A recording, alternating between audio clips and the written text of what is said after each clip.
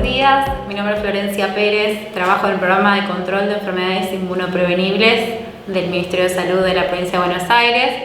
Estoy con Laura Saucedo, que también es parte del equipo, y vamos a empezar a trabajar en el contexto del inicio de la vacunación en los puestos que se van a establecer en las escuelas, los puestos territoriales. Vamos a empezar con esta formación que está dirigida a los vacunadores y a las personas que van a trabajar en el punto de vacunación estrictamente. Así que si bien se ha abordado esta temática y a lo largo de los anteriores encuentros se hizo un repaso sobre la población a abordar y quienes tenemos que ir vacunando en cada etapa, vamos a hacer un repaso focalizando en la población que se va a vacunar en las escuelas. En esta instancia, la campaña de vacunación inició priorizando el personal de salud, que se vacunó y se está vacunando actualmente en los hospitales de la provincia de Buenos Aires. Pero para la instancia que se va a inaugurar en las escuelas, la demanda va a estar concentrada en la población general. ¿Sí? Dentro de la población objetivo identificada, otros grupos poblacionales como los docentes o el personal de seguridad va a vacunarse en otro tipo de puestos o con un abordaje diferente. Puntualmente para las escuelas, la demanda que van a recibir va a ser la población general mayores de 60 años cuando esté aprobada la vacunación para este grupo objetivo. Y no es en esta instancia aún, y lo digo con la actualización del día a la fecha porque es muy dinámico y constantemente pueden surgir algún tipo de actualización y de nuevas recomendaciones de la autoridad regulatoria sanitaria, que es el ANMAT, ¿sí? Es la autoridad nacional que emite las recomendaciones de los grupos que se van a ir vacunando con las vacunas que están disponibles y la aprobación del uso o la utilización de esos biológicos. Entonces, en esta instancia estamos vacunando a personas de 18 a 59 años y dentro de ese grupo poblacional vamos a identificar a quienes tienen un mayor riesgo para contraer el COVID y presentar complicaciones por la enfermedad o una mayor mortalidad. Ese grupo que se identificó son las personas diabéticas, independientemente de su condición de insulino dependientes o no, las personas que presentan una enfermedad cardiovascular crónica, las personas que presenten una enfermedad pulmonar crónica o renal crónica y los obesos con un índice de masa corporal mayor a 35. Estas condiciones son las que incluso en el momento del registro de la demanda de vacunación las personas van a declarar, pero llegado el momento en el puesto de vacunación, cuando ellos vayan a presentarse y hagan la admisión para ser recibidos por ustedes y finalmente vacunados, bueno, van a tener que acreditar esa condición de pertenencia a los grupos de riesgo. Así que en la primera instancia, el personal que tiene la capacidad para decidir si la persona se vacuna o no va a tener que corroborar que pertenezca a estos grupos con una orden médica. Va a estar seguramente indicado o va a mostrar que pertenece a alguno de estos grupos tal como lo declaró en la solicitud del turno de la vacunación. Bueno, si bien hay una variedad de vacunas disponibles en el mundo en este momento contra el SARS-CoV-2, particularmente en la Argentina tenemos la disponibilidad de la vacuna Sputnik V, que está hecha en una plataforma de vector viral no replicativo. Esto quiere decir que se utiliza un adenovirus, en realidad del serotipo 26 y el serotipo 5 del adenovirus, como vector, ¿sí? Para transportar la proteína, una proteína del coronavirus y así poder generar la respuesta inmune en las personas. La vacuna viene en una presentación, se indica en 2 dosis que se aplican al día 0 y al día 21, ¿sí? La presentación es líquida, se conserva a menos 18 como límite de temperatura, el rango puede ir desde menos 40 hasta menos 18 y acá podemos ver en la presentación que disponemos que también está la presentación liofilizada que se utiliza de 2 a 8 grados, pero eso no está disponible en nuestro país, con lo cual hacemos esta salvedad porque en realidad lo que ustedes se van a encontrar cuando hagan el manejo en el vacunatorio va a ser con un vial multidosis de 5 dosis en una presentación líquida que inicialmente va a estar congelada, luego vamos a ver el paso por paso de cómo es el manejo y la manipulación de ese vial y va a avanzar hasta tener una presentación líquida que es en ese momento en que se utiliza la vacuna. La eficacia global que está comprobada de la vacuna Sputnik es del 91,4% y para casos graves es del 100%, ¿sí? Bueno, simplemente esta diapositiva es para ilustrar el mecanismo de acción de la vacuna y cómo con la primera inmunización tenemos una elevación de los títulos de anticuerpos que se dispara a partir de la segunda dosis o de la inmunización de refuerzo, a diferencia de otras vacunas que tienen un solo componente de vector viral no replicativo, como por ejemplo lo es la vacuna que produce el laboratorio AstraZeneca. Tiene la misma plataforma que la Sputnik, pero un solo componente. Bueno, la respuesta inmune que está comprobada es menor y con la aplicación del refuerzo que contiene una variedad del vector viral diferente, se dispara la respuesta inmune y se produce la elevación de títulos de anticuerpos. Continuando un poco con lo que explicaba Florencia y según los lineamientos nacionales, de acuerdo a lo que está descrito en el manual del vacunador, podemos decir que el número de dosis son 2, que la primera dosis tiene un componente de adenovirus 26 y la característica del frasco es que su tapa es de color azul, mientras que el segundo componente es distinto, compuesto por un adenovirus del tipo 5 con un frasco de tapa verde y letras rojas. El intervalo mínimo de dosis es de 3 semanas o 21 días. Ese es el tiempo mínimo que tenemos que esperar entre dosis, o sea que la segunda dosis no se puede administrar antes de ese tiempo, pero el esquema hay que completarlo independientemente del tiempo que haya transcurrido desde la aplicación de la primera dosis. Bajo ningún concepto se debe de reiniciar el esquema. Se debe completar este esquema de 2 dosis para poder tener una completa protección, la inmunidad esperada al completar estas 2 dosis. Y con respecto a la simultaneidad, no hay estudios que demuestren la efectividad de la vacuna frente a la aplicación de otras vacunas en simultáneo. Por lo tanto, como no fueron evaluadas la simultaneidad de aplicación con las vacunas del calendario, no se recomienda la aplicación en simultáneo. Con respecto a la forma de la presentación en el primer componente, como bien dijimos anteriormente, este frasco presenta la característica que su tapa es de color azul.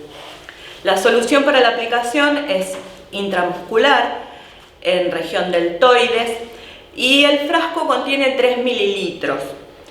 Cada dosis va a ser de 0,5 mililitros, lo que nos resta un porcentaje de inutilización y que en casos excepcionales permiten sacar una sexta dosis. Por otro lado, la imagen de la derecha de esta diapositiva describe el número de lote, la fecha de elaboración y de vencimiento. Tenemos que es de buena práctica el poder observar tanto el número de lote como la fecha de vencimiento, como la característica del frasco, porque toda esa información es la que permite la trazabilidad del biológico y esta práctica de poder asegurarnos que sea el lote correcto, que las fechas en su caducidad sean las correctas y esperadas, hacen que podamos asegurar una vacunación segura. Respecto a la forma de la presentación del componente 2, tiene las mismas características y la única diferencia que habría entre los frascos es que el segundo componente tiene la tapa de color verde y en la etiqueta letras rojas. Debemos observar que no haya deterioro en lo que es la tapa o las etiquetas y observar bien, como decíamos anteriormente, las características del frasco. Se conserva, como bien dijimos, a menos 18 grados, se descongela a una temperatura ambiente. El tiempo estimado es de aproximadamente 7 minutos, lo que puede variar de acuerdo a la situación climática o física del espacio en donde vamos a vacunar. Una vez descongelada, se cuentan con 30 minutos para la aplicación y si no se aplica el total de las dosis de ese frasco en esos 30 minutos, la vacuna no puede volver a congelarse ni a utilizarse. La técnica de administración es la misma que utilizamos para la vacunación del adulto. Es intramuscular profunda en el músculo deltoides con una aplicación de 90 grados. El paso a paso es el lavado de manos frecuente. Esto lo vamos a hacer con agua y jabón o con solución alcohólica, con lo que dispongamos dentro del contexto de la posta de vacunación. Lo vamos a hacer previamente a vacunar y luego de finalizada la vacunación. Luego del lavado de manos se procede a la antisepsia del músculo deltoides, de la zona donde vamos a aplicar la inyección. Esto se hace por arrastre y con agua destilada o solución fisiológica. Luego de ello se sostiene el músculo firmemente entre pulgar e índice, se sostiene la jeringa con un lápiz, se pellizca el tejido graso y se inserta la aguja. Es una recomendación y algo que tenemos que tener en cuenta y es muy importante, que no se debe de aspirar, se aplica directamente, se retira y se ejerce una leve presión sin refregar sobre el músculo.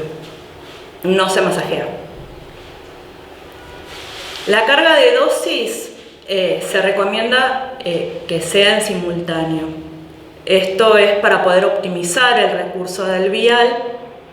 Se utiliza una aguja para la carga, se procede el llenado de cada jeringa con los 0,5 mililitros correspondientes a cada dosis, se monta una nueva jeringa, una nueva aguja en cada jeringa, y se descarta la aguja que se utilizó para la carga. Luego de eso recién se descarta el vial.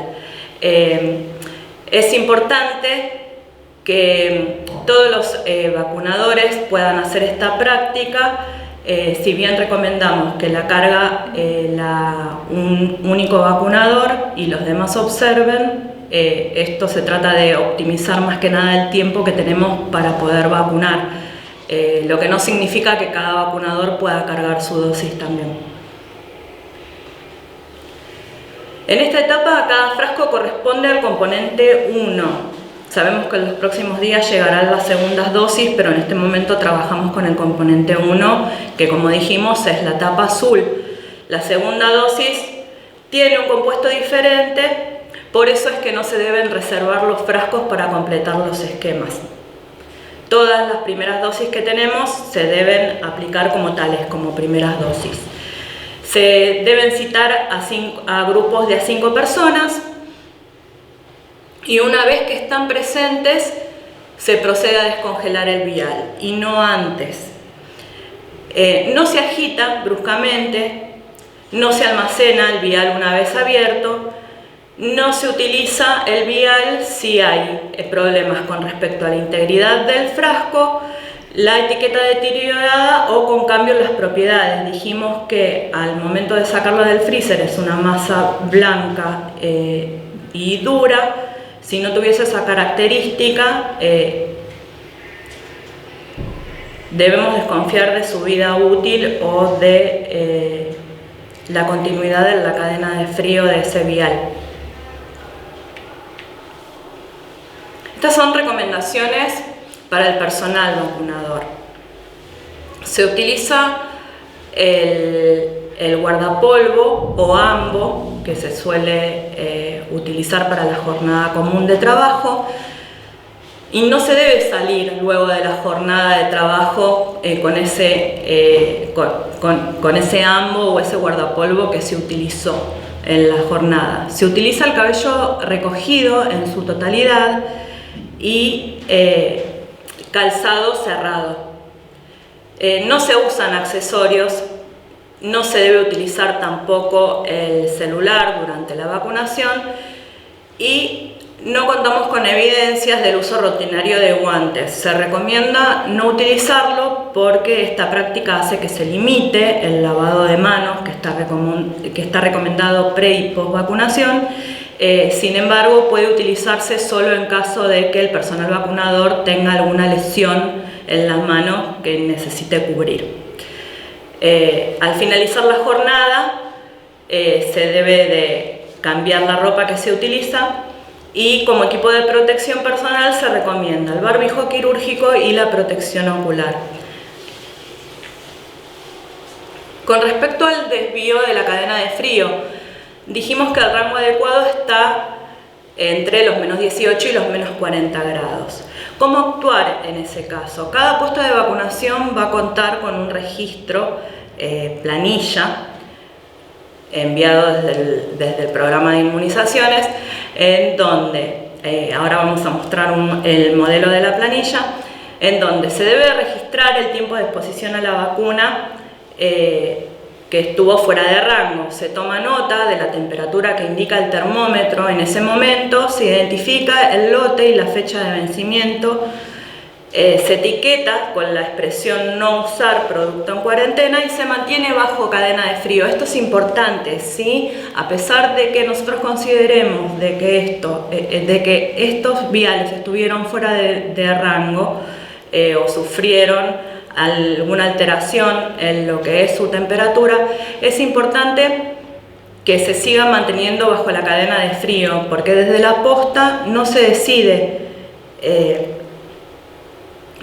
la continuidad en su uso o no. Es a nivel central donde se evalúan los datos y se procede el uso en la continuidad o el descarte de esas vacunas.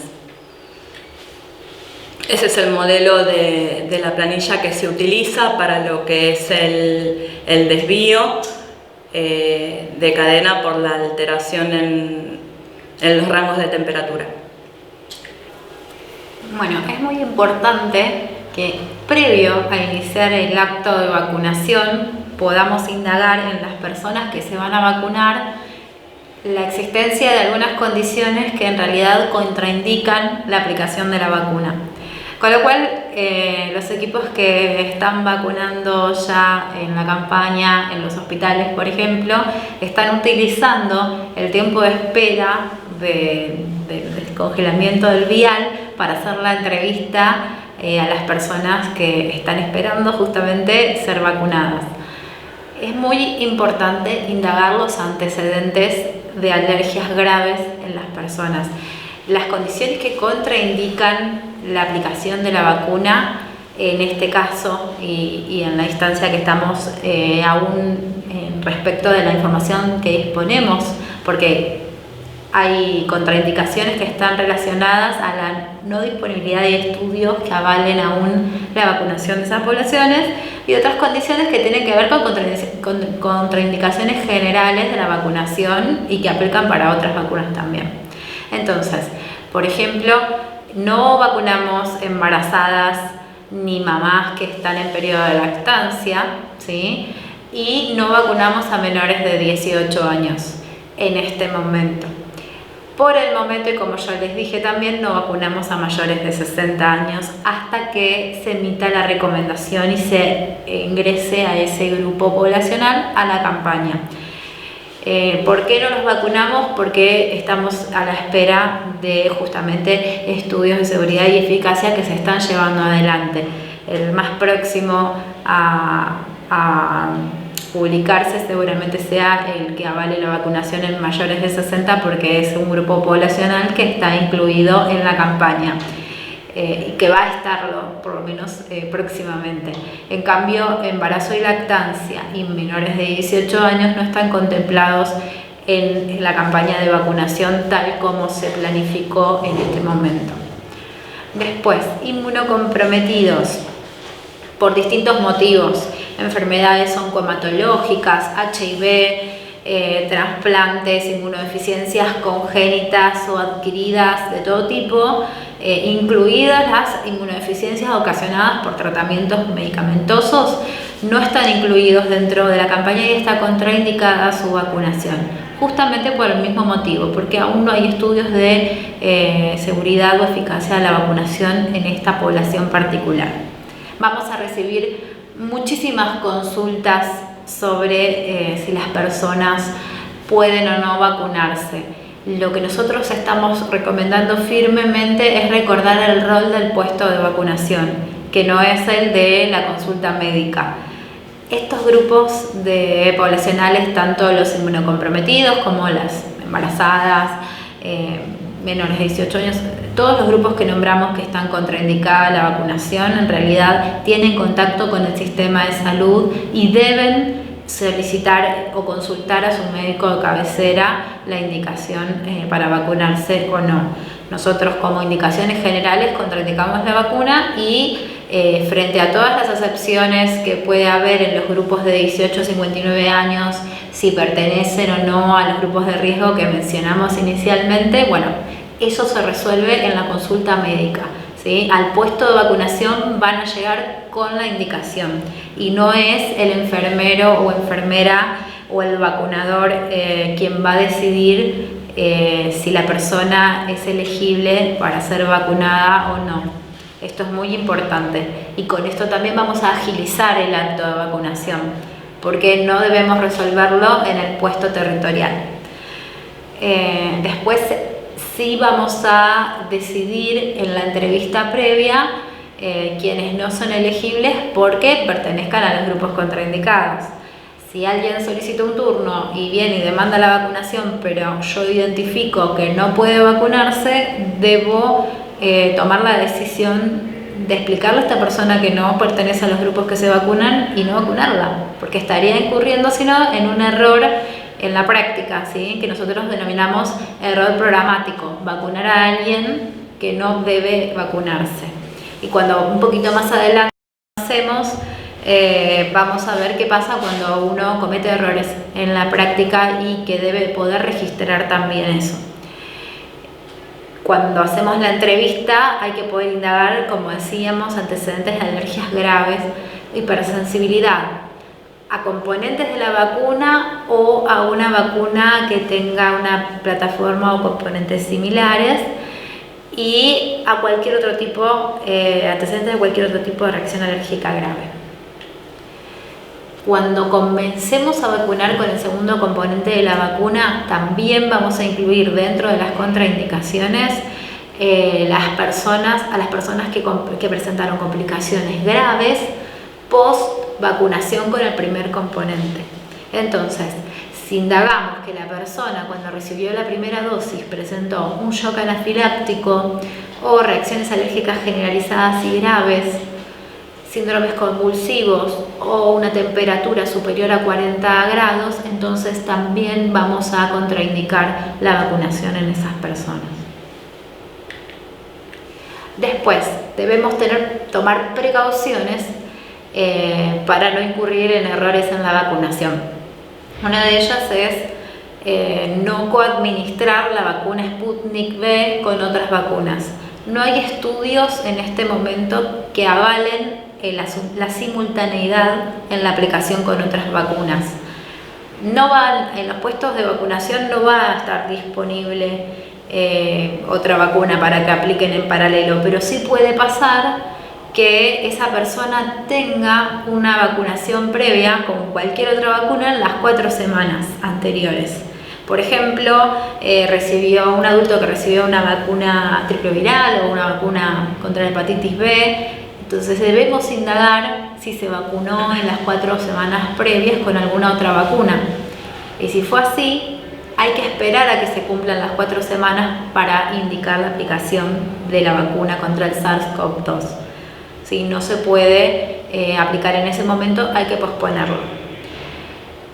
A la vez hay que también poder preguntar si, obviamente, si tiene antecedentes de haber padecido la enfermedad de COVID-19, pero no porque eso contraindique la vacunación, sino para saber si recibió un tratamiento con plasma de convaleciente, con suero equino o algún otro tipo de anticuerpos monoclonales.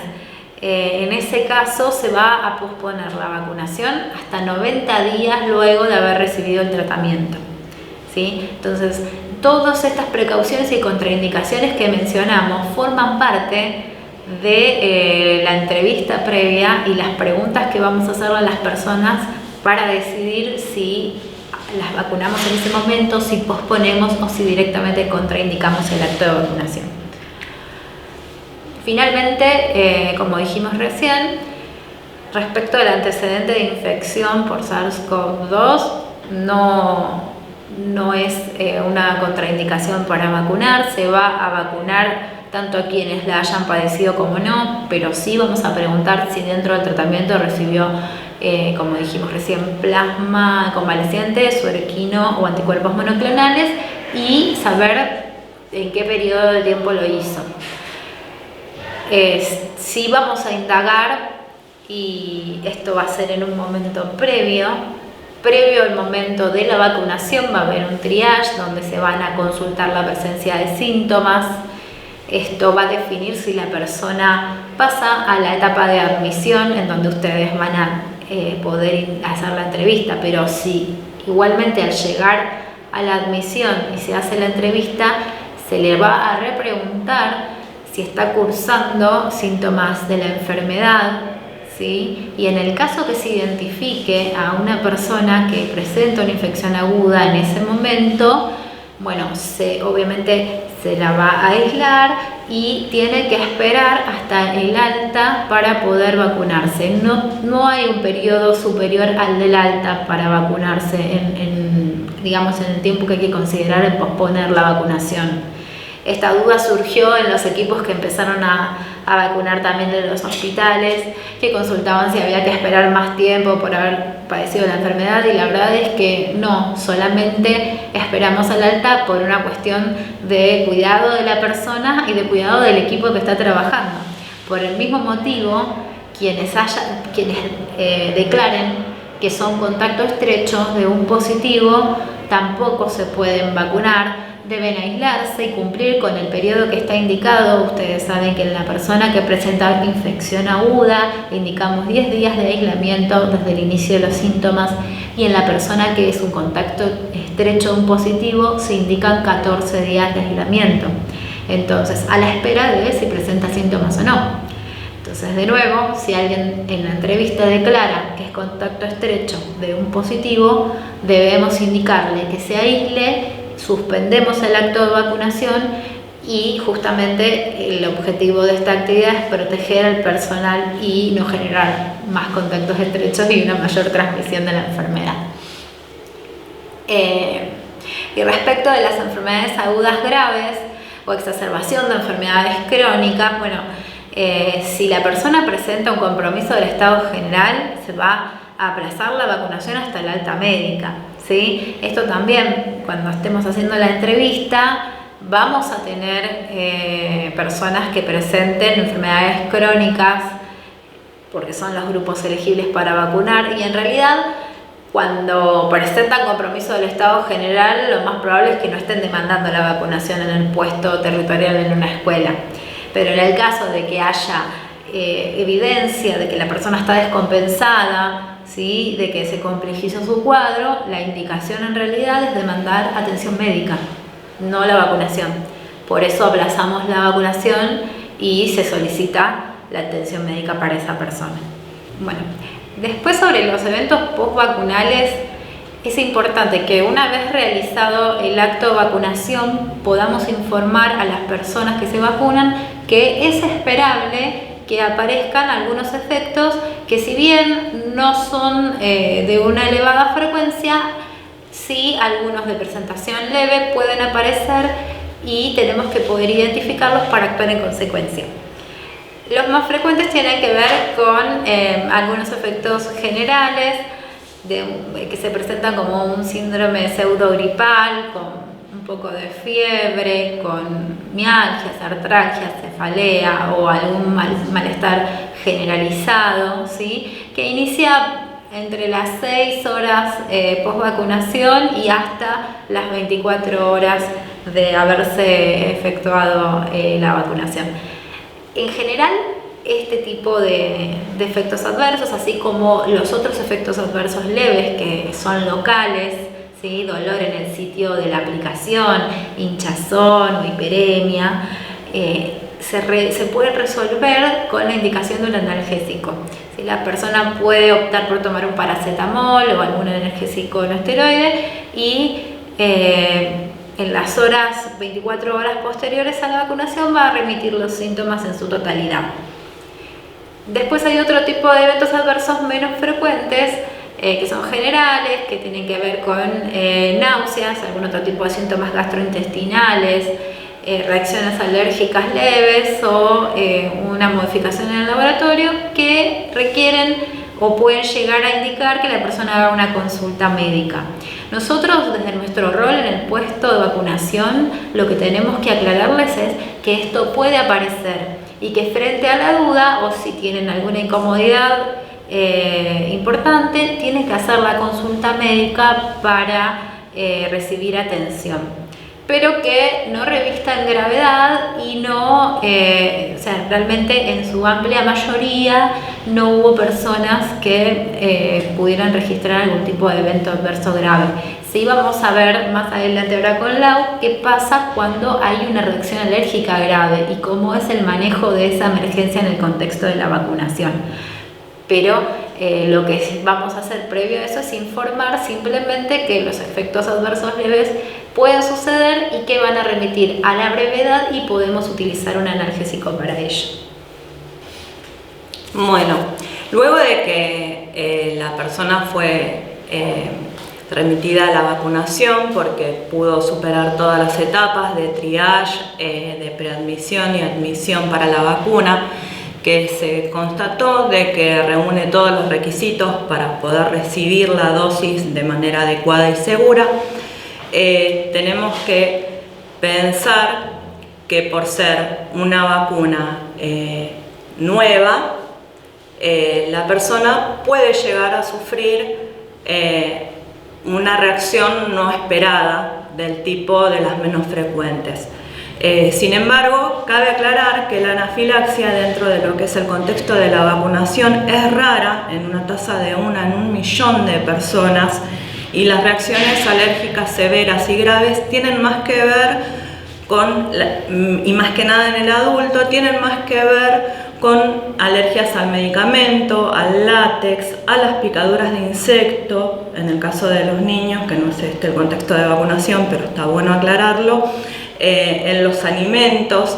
Entonces, una persona que tiene esa tendencia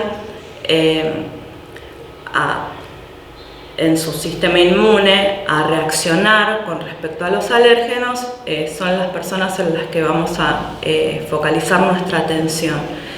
Debemos entender que la reacción alérgica puede hacer dentro del contexto de la vacunación por el propio antígeno de la vacuna a las proteínas residuales que forman parte de los componentes de este biológico o a otros componentes de la vacuna. Las reacciones anafilácticas es importante saber que se presentan de una manera súbita y normalmente durante la primera hora después de la vacunación. ¿Qué cosas podemos hacer para prevenirla? Interrogar sobre los antecedentes alérgicos de la persona. Esto es de buena práctica y sin ánimos de ser repetitivos, independientemente de que se haya interrogado a la persona previo a la vacunación. Es importante el diálogo con el vacunador y que el vacunador pueda reasegurarse de esta condición, de que la persona no tenga antecedentes de anafilaxia o de reacción alérgica grave. Mantener el control de 20 a 30 minutos luego de la aplicación de la vacuna. Asegurarnos de que el puesto de vacunación esté provisto con el kit de anafilaxia y recomendarles no vacunar a las personas con antecedente de alergia grave que hayan requerido intervención médica para revertir esta situación de alergia sufrida en algún momento anterior. Sabemos que la vacunación comienza como una entrevista. Estas son algunas de las preguntas que solemos hacer en un contexto de vacunación de calendario, que son útiles también para este momento.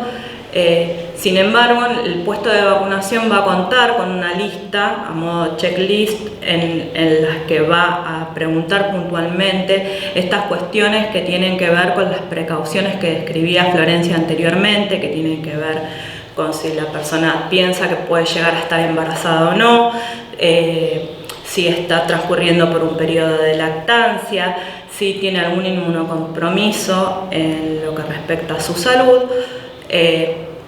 o si tiene antecedentes de alergia. Definimos a la anafilaxia como un síndrome porque es un conjunto de signos y síntomas, o sea, cosas que vamos a ver y cosas que la persona nos puede llegar a referir, que es clínico grave y que conlleva un riesgo de muerte. Esto se produce por una liberación masiva de mediadores inflamatorios, es una respuesta debido a la hipersensibilidad de una inmunoglobulina presente en nuestro sistema inmune. No sucede con el primer contacto al alérgeno, llamamos alérgeno a toda aquella sustancia que nos pueda llegar a producir alergia, sino que es en un segundo contacto con esa inmunoglobulina ya sensibilizada. ¿Esto qué quiere decir? Que tenemos que focalizar nuestra atención en esas personas que hayan tenido un antecedente de alergia severa, porque es esa persona la que va posiblemente a tener esta reacción hipersensible. Decimos que los síntomas son peligrosos, que esta reacción puede quitar la vida. Y en esta instancia es importante poder determinar las diferencias que hay entre lo que es una reacción alérgica leve o moderada y un shock anafiláctico. Las reacciones alérgicas, como dijimos, es esa reacción que nos sensibiliza ante una sustancia que nos produce alergia. Que esta sustancia entra en contacto, ya sea con las mucosas, en contacto con la piel, con la nariz, con las vías respiratorias, el tubo digestivo, y definimos a los alérgenos, o sea, aquellas sustancias que nos pueden llegar a llevar a esta sensibilidad, a esta alergia, a cualquier sustancia que pueda ser inhalada, ingerida o inyectada. Dentro de las reacciones leves, poco después del contacto con esta sustancia que nos produce la alergia, suele ocurrir o es esperable que suceda y se repita en personas que ya tienen el antecedente. Pero cuando hablamos de un shock anafiláctico es sumar este cuadro de alergia con un compromiso de algún otro aparato, ya sea a nivel cardíaco o respiratorio. En el shock anafiláctico, y es lo que nos va a permitir discriminar entre una reacción alérgica leve a una grave, pasa que el compromiso en las vías respiratorias es importante, la persona va a referir falta de aire o vamos a poder ver que se toca y que refiere el ahogo,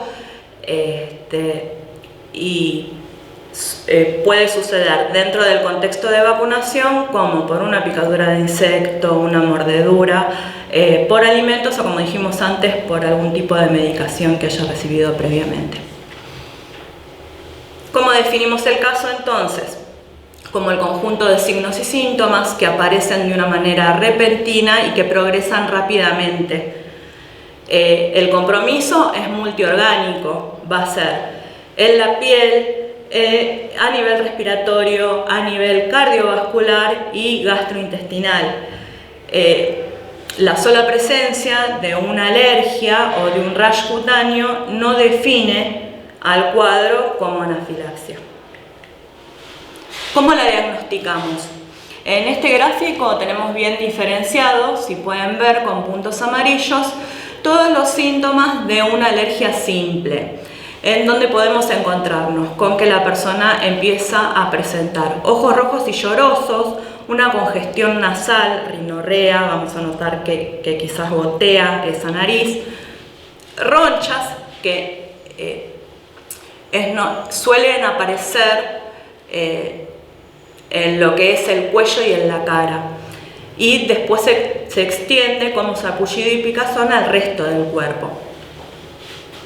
Hasta ahí podemos decir que es una sintomatología de una alergia simple. Si a estos síntomas antes descritos se le suma hinchazón en la lengua, la persona refiere dificultad para tragar, vemos que no puede tragar su propia saliva, que se hinchan los tejidos de la garganta y la persona se toma, que tiene una dificultad para respirar, y esto lo vamos a saber por el aleteo, por el movimiento a nivel torácico, por la desesperación, por la falta de entrada de aire y también por el chillido característico que ocasiona el querer obligar a que entre el aire y que esto no suceda por la propia hinchazón del tejido de la musculatura, ¿no? Palpitaciones, cólico o dolor abdominal también se pueden presentar. Se han descrito dentro de este grupo de síntomas, dentro de lo que es el cólico o dolor abdominal, también episodios de náusea, vómito e incluso diarreas.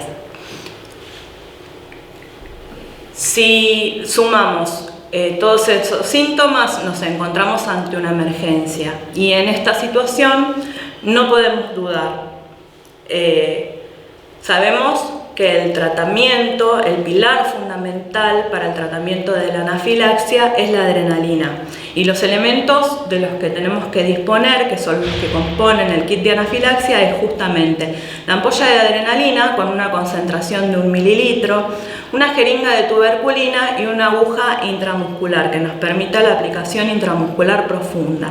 Se coloca a la persona en decúbito supino, acostado, boca arriba, con las piernas elevadas, porque esto va a favorecer la irrigación a los tejidos en caso de que se presente una complicación a nivel cardiovascular, y nos permite favorecer la elevación de la tensión arterial. Muchas veces dentro del cuadro de anafilaxia sucede que hay bradicardia e hipotensión.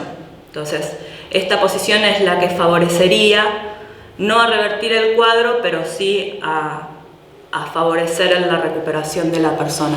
En caso de que se presenten los síntomas que antes describíamos a nivel digestivo, que tienen que ver con vómitos, náuseas, o a nivel respiratorio, la persona no tolera la ortopnea, o sea, no tolera estar del todo acostado sobre el piso, lo que se hace es lateralizarlo para poder facilitarle esa entrada de aire que ya está complicada por el cuadro, y además para que no corra el riesgo de broncoaspiración en el caso de que tenga vómitos. Está descrito en el cuadro la dosificación de acuerdo a los kilos, y como podemos ver, cada 5 kilos la dosis va aumentando de 0,05 mililitros, lo que hace que la dosis máxima para el adulto sea de 0,50 mililitros. ¿Por qué decimos que la adrenalina es el pilar del tratamiento en el primer nivel de atención? Cuando hablamos del primer nivel de atención no hablamos solamente de la salita o de los CAPS en donde solemos vacunar. También hablamos de esta posta de vacunación que cumple el rol tan importante como es vacunar, pero también que ese contexto de vacunación sea seguro para la persona. En caso de que la persona necesite auxilio porque reaccionó de esta manera tan poco frecuente, pero está cursando su cuadro de anafilaxia, tenemos que entender que la adrenalina es irreemplazable, que la aplicación es prioritaria antes de cualquier acción, que es el fármaco de primera elección, y tener en claro el sitio, la dosis y el lugar de aplicación. Como muestra la imagen, se aplica en la cara anterolateral del muslo, y esto garantiza que la absorción del fármaco sea rápido, no solo por la localización del músculo, sino por su característica. Hace que la absorción sea óptima y que el medicamento llegue con rapidez al organismo como lo necesitamos. Esta dosificación se puede repetir cada 5 minutos. Luego de la aplicación precoz de la adrenalina es cuando se activa el sistema de emergencia, y estas dos acciones puede ocurrir que se hagan al unísono, la aplicación de la adrenalina y la activación del sistema de emergencias, pero no al revés. Debemos priorizar siempre la aplicación de la adrenalina porque es lo que va a diferenciar que la persona viva o muera. Respecto a todo el cuadro que describimos, respecto a los síntomas y cómo la persona va a presentar dificultades en los niveles cardiorrespiratorios principalmente, se deben prever maniobras de RCP y, de ser posible, la monitorización de signos vitales y articular esfuerzos para lo que es el traslado urgente al centro hospitalario. Como trabajamos en equipo, en la posta de vacunación, también trabajamos en equipo ante la emergencia. Entonces, en cada posta, el equipo de trabajo se va a presentar y va a simular todo lo que es el circuito de la vacunación desde el comienzo hasta el final. Entendemos que el acto vacunal es eso, no se resume a la aplicación de la vacuna en sí misma, sino que se compone por todos los momentos, desde la llegada de la persona a la posta hasta que se retira de ella con su vacuna ya aplicada y su control postvacunal hecho. Entonces, como equipos territoriales, esperamos que dentro de la simulación de lo que va a ser el circuito de vacunación se incluya la práctica de un simulacro y actuación en el caso de una emergencia por una reacción anafiláctica. En ese caso tienen que haber roles bien definidos, por eso es importante que entre ustedes se conozcan y puedan determinar quién es la persona más idónea y capacitada para ocupar cada rol. Cada vez que se toma el turno se debe asegurar que se dispone del kit de anafilaxia.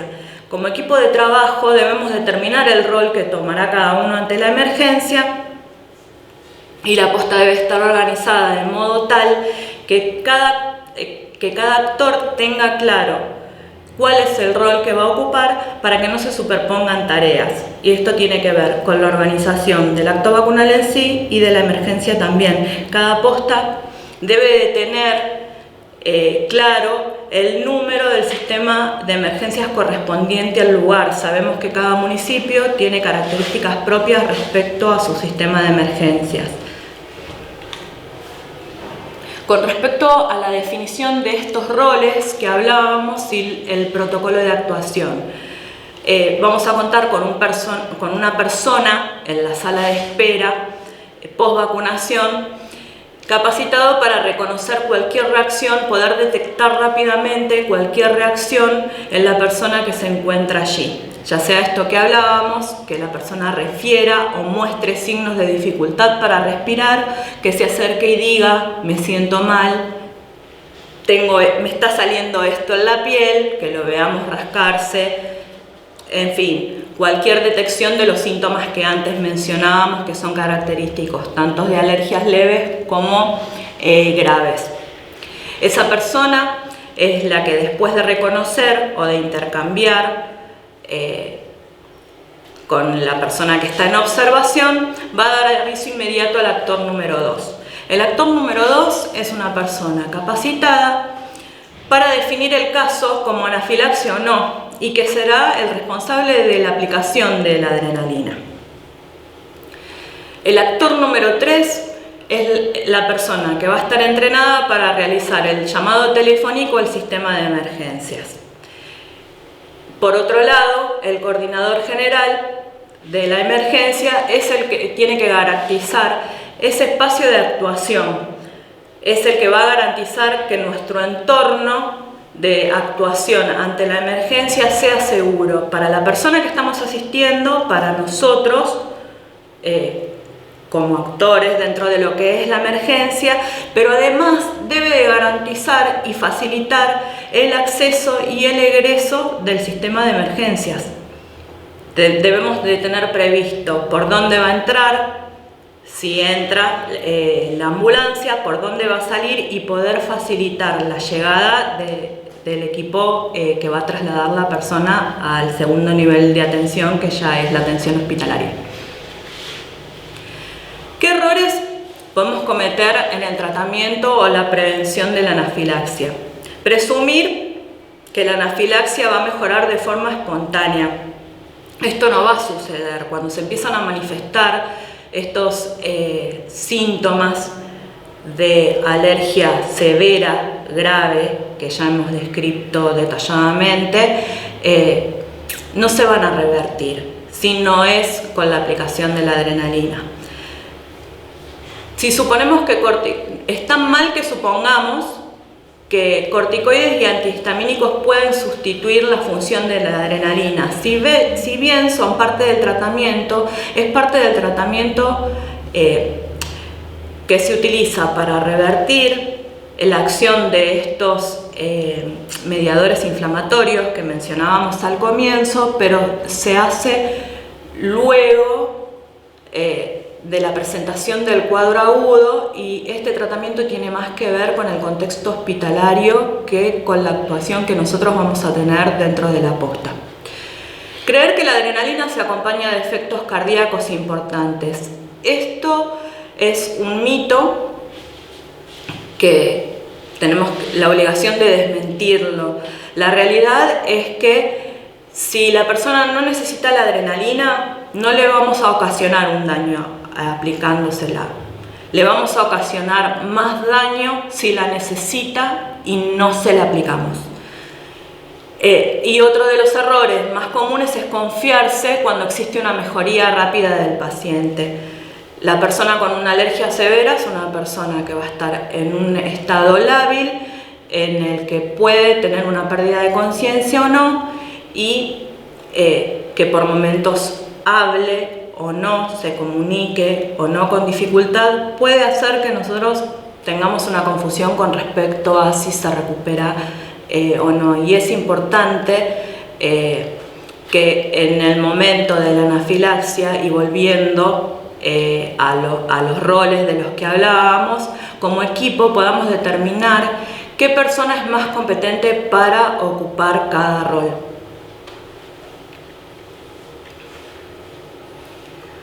Por último, comentarles que las alergias a las vacunas son raras, pero el sistema inmune puede reconocer elementos presentes en las vacunas y hacer estas respuestas de las que hablábamos, que son a modo hipersensible ante la vacunación, y que en este caso la persona presente una reacción compatible con la alergia.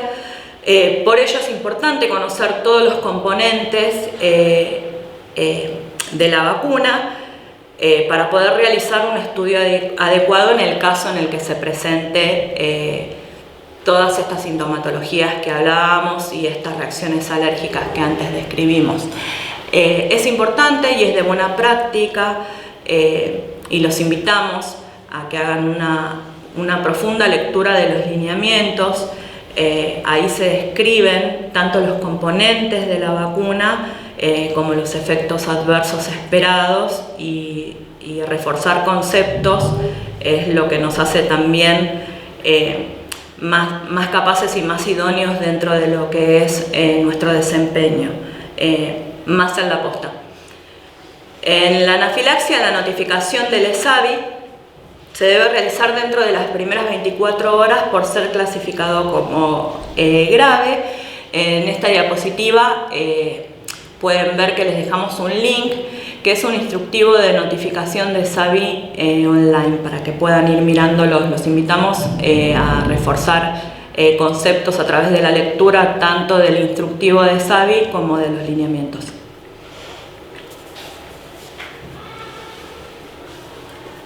De todas maneras, vamos a hacer un breve repaso porque de las situaciones que tenemos que afrontar respecto de los eventos adversos, ¿no? Las situaciones que vamos a afrontar como equipo de vacunación de la posta territorial, la única de esas situaciones que requiere que el equipo haga la notificación va a ser la anafilaxia. ¿Por qué? Porque el resto de los efectos adversos no se van a desarrollar dentro de esos 30 minutos de observación post-vacunación que ustedes mismos van a llevar a cabo. Van a ser situaciones que aparezcan luego y que requieran o no de la consulta médica, pero ya va a ser en un establecimiento de salud. Pero la anafilaxia, de iniciarse, y ya sabemos que es algo que es poco frecuente, va a iniciar dentro de la posta y en el periodo de observación. Entonces, dentro de los roles definidos recién de manejo de la emergencia, post manejo de esa emergencia, pero dentro de las 24 horas de ocurrida, también va a haber un rol que va a ser el de la persona que notifique el ESAVI. ESAVI llamamos a los eventos adversos atribuibles al acto de vacunación, a la vacunación o a la inmunización de la persona. La anafilaxia es un evento adverso grave como tal. Su notificación al sistema de registro de estos ESAVI es inmediata, ¿sí? Con un lapso, como dijimos recién, de hasta 24 horas. Cualquier miembro del equipo de salud puede realizar la notificación y es obligatorio que lo hagan, ¿sí? Que cada vez que ocurre un evento adverso grave de este tipo tiene que estar en el sistema de registro. Por eso, si bien está el link de cómo se hace la notificación, vamos a hacer un breve repaso para que se familiaricen con esta plataforma en caso de que tengan que utilizarla. La plataforma online en donde se hace la notificación es el SISA.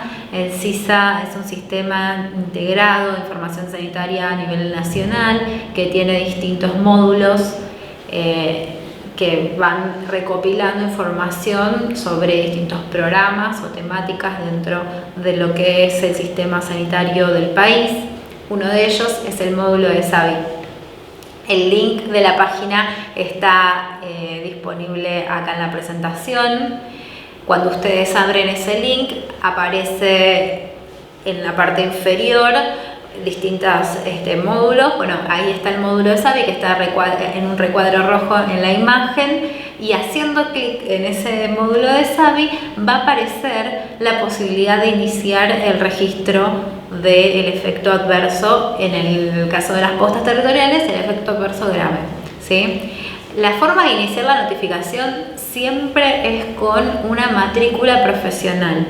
¿Sí? Uno no puede, una persona que no es un profesional de salud no puede hacer una notificación, justamente porque para definir que una determinada presentación de signos y síntomas corresponde a un evento adverso atribuible a la vacunación, hay que ser profesional de salud.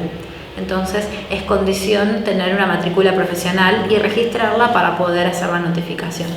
Cuando completamos ese o número de documento o matrícula del personal, de la persona que va a notificar, inicia, en este caso, bueno, ahí nos da para seleccionar en base a ese número que ingresamos quién es la persona, seleccionamos quién notifica y nos abre la planilla de SAVI.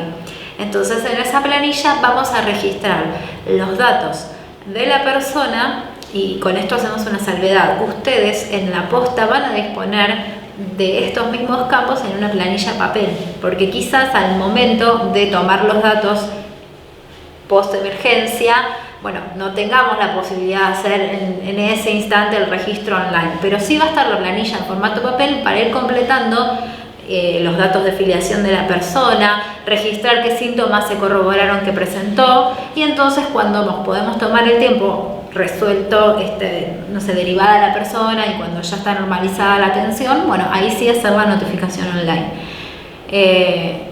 Pero quería que puedan ver que les pide los datos de filiación de la persona, qué signos y síntomas presentó, por supuesto registrar el lugar de la vacunación, qué vacuna recibió. Esta plataforma es para todas las vacunas de calendario, entonces vamos a tener que registrar qué vacuna recibió, el lote, por supuesto el sitio de aplicación, ¿sí? Y un montón de características que tienen que ver con el acto de vacunación que realizaron en ese mismo momento. Finalmente se presiona enviar datos y queda registrado la notificación del ESAVI. Es importante que ustedes sepan que cuando se notifica online el ESAVI dispara una alerta que es visible para los distintos niveles del sistema sanitario, a nivel nacional, a nivel provincial y también a nivel de las regiones sanitarias. Entonces, el acto de notificar online este efecto adverso grave que ustedes acaban de manejar, la emergencia que acaban de manejar, es tan importante como la resolución de la emergencia y es un paso más de las actividades que deben realizar. Cuando ustedes hacen la notificación online, los distintos niveles que tienen que hacer el seguimiento de esa persona para poder determinar a qué se debió esa reacción, ¿sí? Y para poder garantizar que esa persona tenga el seguimiento médico adecuado, bueno, se enteran, toman nota, toman conocimiento a partir de la notificación que ustedes hacen. Entonces, es tan importante como todas las otras actividades que van a realizar para el manejo de la situación de anafilaxia.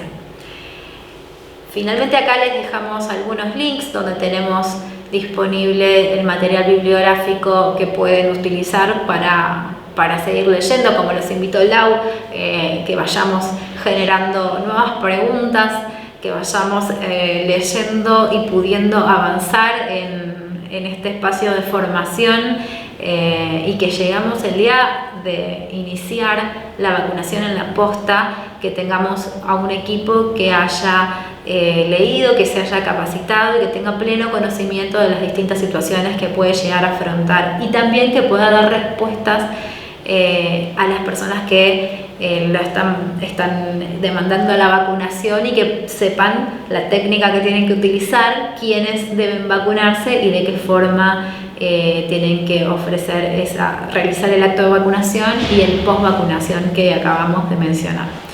Así que, bueno, hasta acá es la capacitación que preparamos para hoy. No sé si quedó algo por agregar, Lau, si no, creo que ya estamos. Nada, agradecerles por la participación, felicitarlos por esta tarea que van a emprender tan importante y decirles que parte de hacer historia dentro de esta campaña que es única, dentro de la provincia. También es importante tener pericia y ser competente dentro de este contexto. Entonces es importante que podamos garantizar la vacunación para todos los bonaerenses de una manera segura y que estemos capacitados y a la altura de esta vacunación que es tan importante para toda la provincia. Les agradecemos por la participación.